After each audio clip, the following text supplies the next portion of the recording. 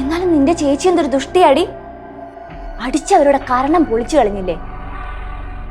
കണ്ട സങ്കടം തോന്നിപ്പോവും. പിന്നെ അവർക്കൊരടിയുടെ കുറവുണ്ടായിരുന്നു. എന്റെ കഴുത്തിനിടയ്ക്കിടക്ക് കുത്തിപ്പിടിക്കുന്നതല്ലേ. ഒരടി ഞാനും കൊടുക്കാൻ വെച്ചിരുന്നതാ, പക്ഷെ പറ്റിയില്ല. അടിച്ചാ പിന്നെ തിരിച്ചടി കുറെ കൊള്ളേണ്ടി വരും. അതാ. അധികം പ്രസംഗിച്ചോണ്ട് നിക്കാണ്ടേ മുന്നീന്ന് മാറിക്കും. ഞാൻ മാറിത്തരാം. പക്ഷേ നാളെ മുതല് ചേച്ചി അരിയത്തെയും കൂടി ഇവിടെ കിടന്ന് പറക്കും.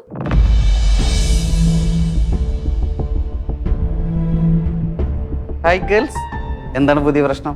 ഞാൻ ഓടണോ? കൊച്ച ഈ അഞ്ചുകുനുമ ഞങ്ങളെ പിടിച്ചു വെച്ചിട്ട് എന്തൊക്കെയാ പറയുക? പറയാഞ്ചു, എന്താ നിന്റെ പുതിയ പ്രശ്നം?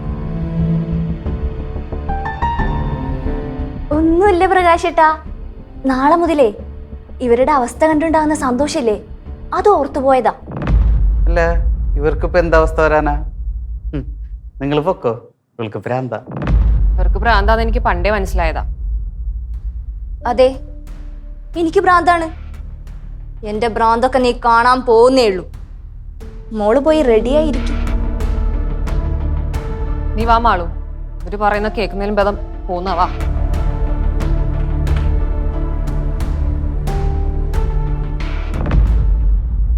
എന്താ നിന്റെ പുതിയ പ്രശ്നം?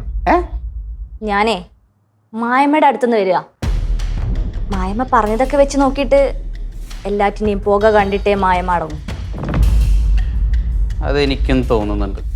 നീ അതിലൊന്നും പോയി ഇടപെടാൻ നിൽക്കണ്ടട്ടാ. ഞാൻ ഇടപെടും. ഇങ്ങനൊരു അവസരം വന്നിട്ട് ഞാൻ ഇടപെടാതിരിക്കണോ പ്രകാശേട്ടാ? ഞാൻ ഇടപെടും.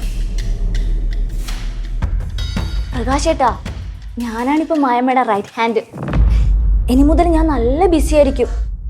അപ്പൊ ഞാൻ പോട്ടെ. വെട്ടിയിലാവാണ്ടിരുന്നാ മതി. ആ മായാവതി എന്നെ എല്ലാം വന്ന് പറഞ്ഞുവെച്ചാ. വെറുതെ ഇത്രയും കാലം മോഹനേട്ടനെ സംശയിച്ചു. മോഹനേട്ടൻ എന്നോട് വന്ന് സംസാരിച്ചു. ഇപ്പൊ കുഴപ്പമൊന്നുമില്ല, എല്ലാ പ്രശ്നങ്ങളും തീർന്നു. ഓ, ഒന്നായി വിവരം അച്ഛനെ വിളിച്ച് പറയുവാണല്ലേ? പറയ്. എന്നാലല്ലേ കുറച്ചു കഴിഞ്ഞ് അടിച്ചു പിരിയുമ്പോ അടിച്ചു തെറ്റിന്ന് പറയാൻ പറ്റൂ. ഞങ്ങൾ ഒന്നിച്ച് അങ്ങോട്ടേക്ക് വരാച്ചാ. അമ്മയ്ക്കൊരു സർപ്രൈസ് ആവട്ടെ. ശരി അച്ഛാ, ഞാൻ വിളിക്കാം. ഓക്കെ.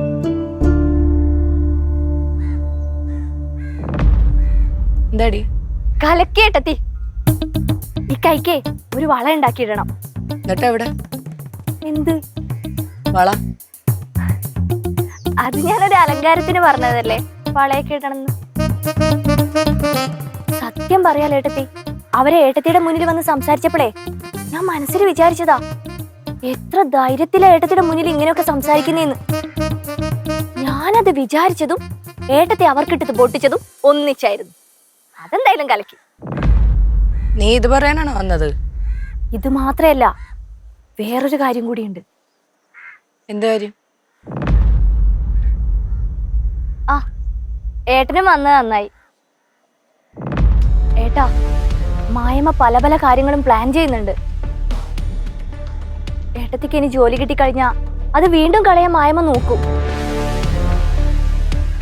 ഏട്ടത്തിയെ ദ്രോഹിക്കാൻ പല കാര്യങ്ങളും ചെയ്യുന്നുണ്ട്. അതുകൊണ്ട് ഏട്ടത്തി സൂക്ഷിക്കണം. അവരെന്ത് വേണോ ചെയ്യട്ടെ, എനിക്കൊരു പ്രശ്നവുമില്ല. ഇനി എന്റെ കൺമുന്നിൽ വരാതിരിക്കുന്നത് അവർക്ക് നല്ലത്. ഏട്ടത്തി വിട്ടുകൊടുക്കൊന്നും വേണ്ട. അവരിങ്ങനെ പ്ലാൻ ചെയ്യുന്നുണ്ടെന്ന് ഏട്ടനെ ഏട്ടത്തി ഞാൻ അറിയിച്ചെന്നേ ഉള്ളൂ. രണ്ടുപേരും സൂക്ഷിക്കണം. എന്നാ ഞാൻ പോവാ ഏട്ടത്തി.